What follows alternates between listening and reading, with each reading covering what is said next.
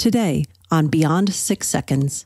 Telling my mom that, like, hey, I'm not going to take this job offer was one of the hardest things I've ever had to do. Yeah. Just because there was so much built up, basically. Like, this is the dream job. This is literally the blueprint of what you're supposed to do upon graduation of college. Yeah. And especially in like an immigrant's eyes, it's what you want your son to do. Welcome to Beyond 6 Seconds, the podcast that goes beyond the 6-second first impression to share the extraordinary stories and achievements of everyday people. I'm your host, Carolyn Keel. On today's episode, I'm speaking with Justin Nguyen, the CEO of GetChoGrindUp and co-host of the Young and D.U.M.B podcast, with D.U.M.B standing for dedicated, up-and-coming, motivated, and bold. He's a 22-year-old who thinks in order to find out who you truly are, you have to try as many things as possible until you find the one that sticks. Justin is also one of the University of Central Florida's campus editors and creates content on LinkedIn. Last month, his content had over 65,000 views. Justin, welcome to the podcast. Thank you for having me. I'm excited. Yeah, I'm really happy to have you here today. You know, I'd love to go back to the beginning, as I would say. You had a really interesting childhood, and I would love to learn a little bit more about how the experience that you had when you were growing up impacted the type of work and career that you chose for yourself and the type of projects that you're working on now. Yeah, of course. So both of my parents are Vietnamese refugees. So they came over from Vietnam to the U.S. around when they were like 10 or 11 years old. And it was after the Vietnam War. And their story of how they got here is simply amazing. But long story short, my mother's side, basically, they were living very lavishly in Vietnam. My grandfather, it was a teacher over there, and they had a beautiful life. But they decided that living in Vietnam wasn't the trajectory that they wanted to live. So my grandfather tried to escape, I believe, 3 times, and he got caught 3 times, and he was sent to jail each time before finally deciding to split up the family, which I think when they came over, there was 8 of them. And he split them into 2 groups of 4, came over, no food, no water, and they somehow miraculously found each other, the 2 groups in the U.S., and ultimately raised the family. My grandfather went to college, graduated college in 2 years without knowing any English with an engineering degree. Wow. And he actually has a patent for one of the first computer fans of all time. Cool. So mother's side, crazy. Dad's side is even crazier. They kind of lived off of the land in Vietnam. When they came over, they just took their boat and decided to come over. The story goes that they ran out of food, ran out of water, didn't really know where they were going, and they were pushed to shore by killer whales and dolphins. Wow. So how they got over here and gave me all that, literally coming over here with nothing and giving me the life that I lived, was crazy. And I didn't really appreciate it until I got to college. But growing up, I grew up in a very traditional Asian household. I was really pushed down 3 careers. It was be a doctor, be an engineer, or be a lawyer. Anything else, and you're considered, quote unquote, kind of like a failure. And you needed to succeed academically because as an immigrant, that's seen as your, quote unquote, way out. And that's kind of the pressures that I grew up with. And it wasn't until I reached college again when I had this realization of oh, there's more to life than these 3 pillars of success, basically. Wow. So your family, as you said, really came here with nothing and found incredible success through hard work and education. And you were actually able to find your way, which is incredible, to be able to open up your own pathways and find the way that was really right for you. How did you do that? How did you break with the tradition? Yeah, it was tough. It was definitely tough, but I'd always been that kid that wanted to try something new. I'd always wanted to start a business growing up, but my parents never really allowed me. So I guess my way when I was younger to kind of break against the mold, so to say, was by playing sports. And I loved playing soccer, and I just happened to be really good at it. And I was spending probably 30 to 40 hours a week playing soccer, whether it's practice after school, 2 to 4 games every weekend, etc. So I guess sports was kind of my outlet. That was my gateway into the non-traditional path to success, so to say. But when I got to college, I was an athletic training major. my freshman year. And my roommate happened to be a business major. And we both played this video game called FIFA. And FIFA is basically the video game of soccer. And on this video game, there's this game mode called Ultimate Team. And Ultimate Team is where you basically pick your favorite players and you create a team. But the only way that you can get these players that you wanted to is if you had the amount of coins.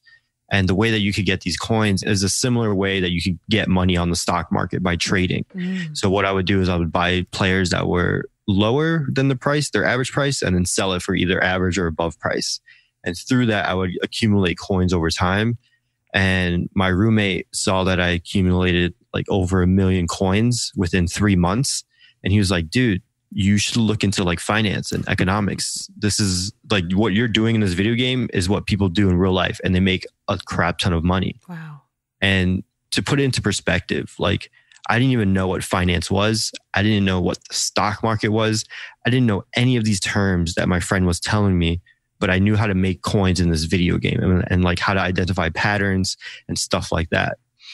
When I started doing research into finance, I realized it was the same exact thing, but with real money. And again, when I went to go tell my mom and my dad, like, oh, I'm thinking about changing into finance, they didn't even understand how much money was in finance. They thought that if I changed into a finance major, I would be broke. Oh. And I was like, wait. If you do research, most of the richest people in the world are in finance or real estate. But they just didn't know that, again, because in their mindset of the way that they've been raised and the way that they've brought up in the US, it's like the only way that you can succeed and make a lot of money is by being a doctor, a lawyer, or an engineer. Right. So when I said finance, it didn't even make sense in their mind. I see. So where did you go from there? Did you wind up pursuing finance or convincing your parents that there was potentially a good career in finance? Yeah, so it took a lot of convincing, and ultimately I just kind of went with my own self and was like, okay, I'm going to do this whole finance thing. But I attribute a ton of this motivation to Gary Vaynerchuk. I'm not sure if you're familiar with his work, but he truly opened up my eyes to like entrepreneurship and owning a business, because I didn't know any of it existed before probably the end of my freshman into going into my sophomore year. So I changed my major going into my sophomore year when I transferred to UCF. And then I just graduated in December with my degree in finance. And I got job offers doing consulting with like the big 4 accounting firms. But I ultimately turned it all down because I wanted to pursue my own thing, which is GetChoGrindUp, and then growing the podcast, Young and D.U.M.B. Wow. Yeah. It's amazing all of the different types of careers and really all the kinds of opportunities and different things that you can do in the world. And I think a lot of us come in with preconceived notions about what a good career should be. Back when I was younger in the 80s, like, they were telling you should be a business major, work on the stock market, you make all this money and you retire when you're 30. And so I think we all hear these things depending on the perspectives of our families and friends, but it's a much bigger world out there. And now you can find people online like Gary Vee and others who talk about entrepreneurship or other types of careers and jobs and work that some of us, we never learn about when we're in school. So I think that's awesome that you were able to discover that in college and in the time that you were in school, really make that pivot and make that really also pretty bold and courageous decision to turn down a Big 4 job offer to go out on your own. You're really staying true to what you want to do. Yeah, trust me, it was tough. And probably telling my mom that like, hey, I'm not going to take this job offer was one of the hardest things I've ever had to do. Yeah. Just because there was so much built up, basically, like this is the dream job. This is literally the blueprint of what you're supposed to do upon graduation of college. Yeah. And especially in like an immigrant's eyes, it's what you want your son to do. And for me to say no to that, I saw it in my mom's eyes. It wasn't failure. It wasn't despair, but it was like, okay, he's not doing it. He's really not doing it. So it was a little bit of a shock, but ultimately it was great. Like, I think I made the right decision. And right now we're starting to move towards the right tracks of like what we really want to do, how we're going to monetize everything and actually making an income from everything. So it's looking up from here. Oh, that's great. So tell me more about your businesses. So you've got the Young and D.U.M.B podcast and you've got GetChoGrindUp. So Are those two related to each other, or are they kind of standalone businesses? Yeah, so they're both related to each other. So if we take a step back into like my huge mission in general, my life mission right now, it's basically to help students who are in my same position of being in college and not necessarily knowing what they want to do, but at the same time, they're being told by either their parents, their friends, their family friends, etc., of what they're supposed to do. Mm-hmm. And I've always felt that pressure of like, oh, I should be a doctor. Oh, I should be a lawyer. And when I talk to friends, they have similar experiences.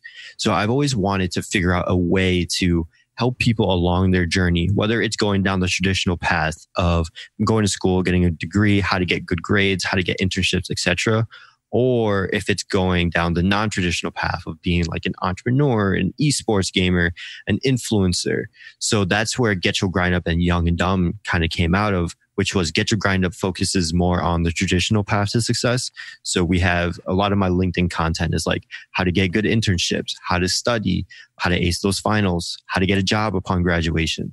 Whereas Young and D.U.M.B focuses on the non-traditional path, which is like we get to interview influencers with tens of millions of followers, startup CEOs who have raised $1 million in funding, and professional esports gamers who get paid to play video games. So what we're trying to basically uncover is the blueprint to success, whether you're going down the traditional path or whether you're going down the non-traditional path. Wow, that's really cool. So for both of those, I imagine it's a lot of content creation. Is GetChoGrindUp mainly written content, or is it a community where people contribute? What does that look like? Yeah, so GetChoGrindUp is an overarching community, which myself and my co-host Gary, as well as my girlfriend Michelle, are kind of running and curating content for. We do produce a lot of native content of us either talking on video or me producing like LinkedIn content. Mm-hmm. As well as we have curated content where we have like a community blog. So GetChoGrindUp on Medium is a community blog where we ask people to submit articles about their success of getting an internship or their success of climbing the corporate ladder, etc. So other people can hear people who have actually done it, because we can talk to like the student aspect of it because we've succeeded on the student side. But in terms of people who are 5, 6, 7 years into their business career or their work life, we don't have that experience. So we don't want to speak on something that we don't necessarily know. Mm-hmm. So we leverage other people's credibility through our community that way. Yeah, you've kind of got the as you said, the traditional career paths through GetChoGrindUp, and then the podcast really features people who are blazing their own paths, I guess you could say. So for your podcast, how do you find and select the people that you interview for your episodes? So at the beginning, it was basically just friends and family that we knew that were kind of doing their own thing. Mm-hmm. And we were just basically hitting up as many people as possible because we wanted to create more content. But as we got more structured, I would say after about episode like 40 or 50, mm-hmm. we started utilizing the power of social media.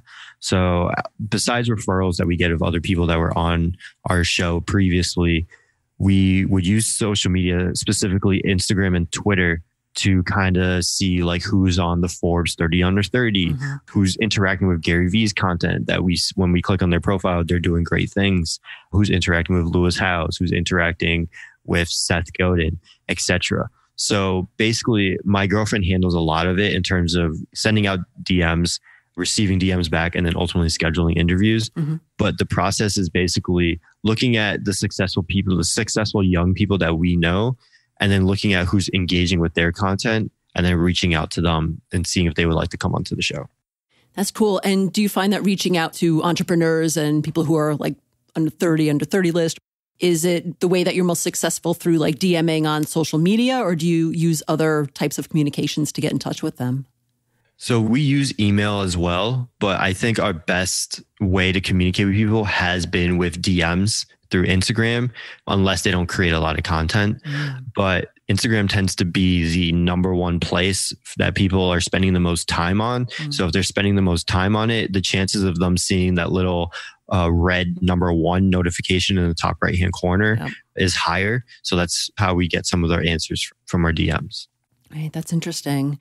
Yeah, I know for just to as an aside, because I find Instagram being a really great channel. I mean, even for my podcast, which I wouldn't have thought because I wasn't sure how an audio medium would play in such a visual social media platform. But it really does if you're creative and you can add that visual content. But I always wondered with the DMing, if you're not connected to someone, I know sometimes it goes into that like sort of secondary message folder. So, and it doesn't always light up as one. And it's great to hear that you have that success reaching people that way. So I'm going to keep doing that for trying to get certain guests. And I think it's really cool. Yeah, if a person is like mainly using Instagram and they don't have too many followers, I would definitely suggest using DMs, or another unique way to do it is by commenting on their stories. Mm-hmm. So if you comment on their stories, they tend to respond a little bit better.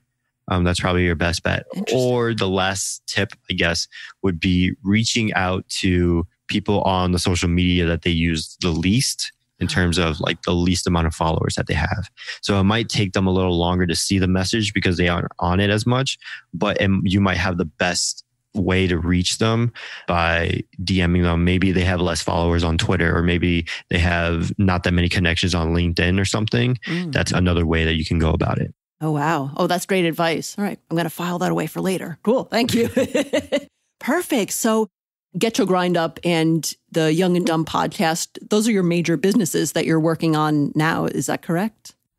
Yeah. So those are the two like content focused businesses basically. But the problem is not much money really comes from it. Yeah. So we've been really struggling to figure out like how do we monetize everything? How does this all come together? And we had a little test event last month where we basically got a keynote speaker as well as a guest panel of 4 people, and then wanted to see how many students would be willing to show up to this. And over 100 students signed up and over 80 students showed up. And we're like, okay, this is a thing. So now we're looking to host a huge event next year. And I can't speak too much on it, but basically think of an interactive career fair where you can get jobs. Like there's going to be good companies that come in to offer jobs, but instead of the traditional sense of, okay, here's my resume and hopefully you give me a call in like 2 or 3 weeks, it's going to be more engaging in that you can go to these booths for resume workshop. You can go to, for instance, aerospace is big in Central Florida. So we would have like NASA come in and they would have like a VR setup where you could see the culture basically of working at NASA by interacting with the engineers that work there, as well as testing some of the things that they're actually working on at NASA. So it's going to be more fun for both the students as well as the recruiters that are there. And then also having like a keynote section. So it's not just, again, a boring career fair where students are just hoping to maybe get a job. There's some other value to it. Wow. That's really awesome. And this is something that you'd host on campus? So we're looking at locations. It would either be on campus or it would be at one of the many resorts in Central Florida. That's great. Especially now, I think it's so important for colleges, universities to really help students think through their careers. And it sounds like the events and the content that you're creating is really going to be able to help the students, not just go to, the traditional career fair where you walk around to the tables and hand your resume and hope you hear back, but just something really interactive that piques their curiosity and really encourages them to learn and be immersed and aware of all these different types of careers that are out there. So that's really exciting.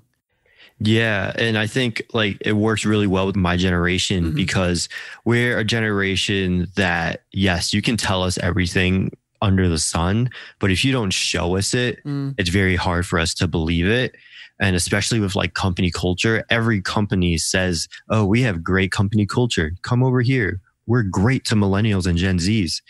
But the thing is, they never really show us that, or they tell us to, oh, go watch our video online. But a lot of us can see through that and we can see like, oh, they're just acting for the camera, or they're just putting these to check a box off the checklist, basically. So when they actually come in and like, for instance, again, defense is a big industry in Central Florida, and defense has a bad reputation of being like this boring industry where you're just sitting there and just answering phone calls and trying to make the next deal, etc.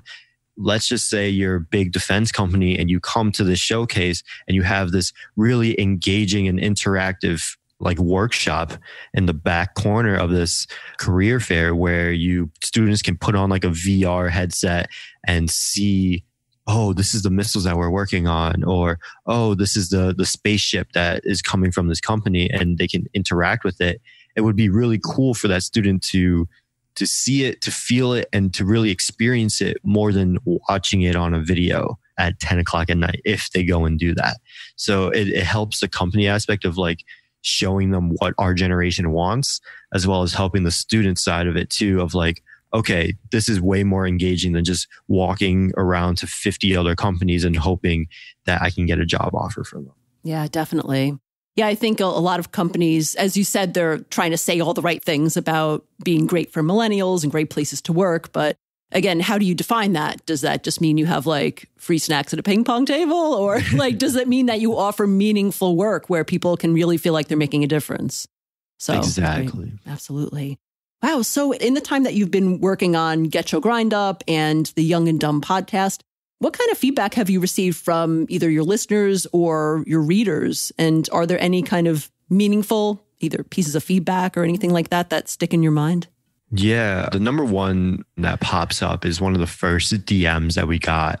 I forget who sent it, but it went along the lines of like, you guys need to keep creating this content because what you guys did motivated me to like study for this exam, and I got an A on the exam. Mm-hmm. And when I saw that, I was like, that's crazy. Like we're just producing a video on the internet. And the fact that we can motivate someone to not only study for an exam, but for them to use the tips that we did, and then they got an A on the exam, and which is way better than what they've previously gotten on other exams, is crazy. Because when I look back on like my parents growing up, even if they had this passion that they wanted to pursue, it was really hard for them to ever do it and get their voice or their message out to hundreds, if not thousands, if not millions of people. And we can do that just through the internet with the cell phone that we have. So when I saw that, I was like, wow, this is crazy. And the other day, I got a message from someone from Australia. So from the US to Australia, that's a whole day of flight travel. Mm-hmm. And the fact that we're reaching people on literally the other side of the planet is crazy. Yeah, it's amazing how technology has made the world so much smaller, and really, I would dare say almost everybody now can have a voice and put their message out and be seen by a much wider audience than ever before. It really is incredible. And it's great that you're able to also see that impact that you're having on people through that feedback loop of people telling you because they saw your content that they were motivated to study for an exam and get an A on it, and you're really making a difference for people. Yeah, thank you. Yeah, it's amazing, honestly, whether it's reviews for the podcast, whether it's people sending us screenshots of them listening to the episode, or sending us DMs of like, oh, this tip helped me do this, or this mindset helped me do this in school, etc. It touches my heart every time we get a DM. So for anyone who's out there listening, like if you do see our content and you do engage with us, we always answer back, and it's always us who answers, whether it's myself, Gary, or Michelle. And it really makes our day whenever we see it. That's awesome. And I guess going back to Young and D.U.M.B podcast and GetChoGrindUp, how did you build your audience for that? What was that experience like? It was tough. Again, I have no marketing experience prior to this. It was basically watching Gary Vaynerchuk's videos, Googling all the terms that I didn't understand, whether he was talking, D-Rock was talking, or anything other than that. And then just learning about different marketers from there. So I learned about Neil Patel, Seth Godin, etc. And then I started diving into their work and seeing what they do, and kind of molded my own or our own like content strategy from it.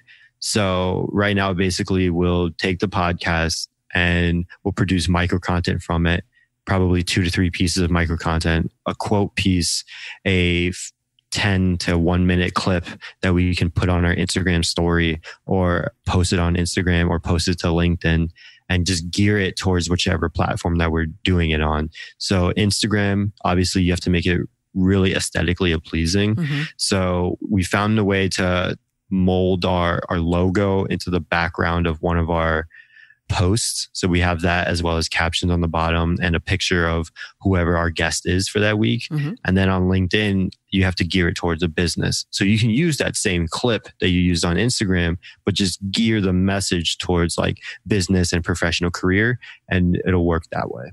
Oh, yeah. I mean, that makes a lot of sense to tailor your content and tweak it slightly for the different social media platforms, because your audience on each platform probably is slightly different or is just interested in different types of topics. So yeah, that makes a lot of sense. Yeah. And it takes a ton of time to create content. I didn't realize like how much time it takes to create content, but it takes so much time. And I give so much more respect to like YouTubers and like Twitch gamers, etc., for the time and effort that they do put into all this stuff that they create. Because I used to think like, oh, I could do that. I could create a 5 to 10 minute video like once or twice a week, and it would be so easy. But when you realize that there's 10 to hundreds of hours that go into that 5 to 10 minute video, you'll respect them a lot more, and you'll realize like how much it takes to actually succeed at the level of some of these huge YouTubers and stuff. Oh yeah, absolutely. Definitely agree with that. How long have you been doing your podcast and the GetChoGrindUp community? So the GetChoGrindUp community probably started off as a joke, I would say about 2 years ago. So the backstory behind the name of it was, since I'm Asian, the kind of like stereotypes that I grew up with was like, you're just naturally good at school. You should just be guaranteed A's. And it's not a bad stereotype to have. I'm in no way, shape, or form complaining about it. But like when I was getting good grades and getting good internships, some of my friends would jokingly say like, oh, you're just getting it because you're Asian. And I'm like, ha ha ha, that's funny. So on my Snapchat story, my Instagram story, I would put like, oh, just got off of work at 11 p.m. I'm going to go home and study, get your grind up. And then so my friends started to like it. They liked a little bit of banter that I threw into it. So my girlfriend was like, hey, you should change it from your to cho so that it's something a little bit different and it rolls off the tongue a little bit better. So that's how GetChoGrindUp kind of started. So I think officially it probably started about a year and a half ago, and the podcast started maybe 3 or 4 months after that. So about a year and a half as well. Ah, very cool. What are your goals long-term for your podcast and for GetChoGrindUp? Yeah, we really want to impact the education system. The education system is not necessarily broken, but we don't think that it's focusing in on the right aspects of like career development, because obviously times are moving so quickly, and the education system was built way back when technology wasn't really a thing. So obviously, if you try to change anything in education system, you have to work with the government. And that takes a ton of time, and you need a lot of reputation. And as two 22-year-olds and a 21-year-old, we don't have much reputation to give right now. So we're slowly building it with the movement as well as the podcast. And then that's why we wanted to start the event too, because if we can show that 500 students, 1,000 students want to attend this event, that gives us some credibility of like, oh, these guys actually mean some business to it. Wow. Yeah, that's really cool. Yeah, I definitely see the opportunity for you to impact education and even career development and career education and helping students find their way into meaningful careers. That's really exciting. How can people get in touch with you if they want to learn more about the Young and D.U.M.B podcast, maybe take a listen and subscribe, or if they want to read more on the GetChoGrindUp community? Yeah, the best place to find us is on social media. So at GetChoGrindUp. So that's GetChoGrindUp on Instagram, Twitter, Facebook. And if you want to connect with myself on LinkedIn, since I do produce a lot of content, I'm really active on LinkedIn. Just look up Justin Nguyen. Last name is Nguyen. And I'm the guy who has a photo with a big head and a microphone in it. So just connect with that Asian guy and just tell me that this podcast sent you. And I would love to have a conversation with you. Fantastic. Wonderful. And I'll put all of that contact information in the show notes so people can find it there too. Yeah, most definitely. Yeah. And if you want to listen to the podcast, the links will be at the GetChoGrindUp Instagram page, but as well as you can look us up on any podcast platform, just Young and D.U.M.B, but D.U.M.B is an acronym. So D.U.M.B. Perfect. Thanks, Justin. I really appreciate you being on my show today and sharing your story and all of the great work you're doing to help educate and give guidance to students as they're starting out in their careers. As we close out, is there anything else that you'd like our listeners to know or anything else that they can help or support you with? Honestly, just interact with our content. If you happen to follow us on any platform, let us know that this podcast sent you. And then let us know how we're doing too. We love feedback, whether it's good, bad, the ugly. We just want to know what we're doing and we want to gear it to whatever you guys want to.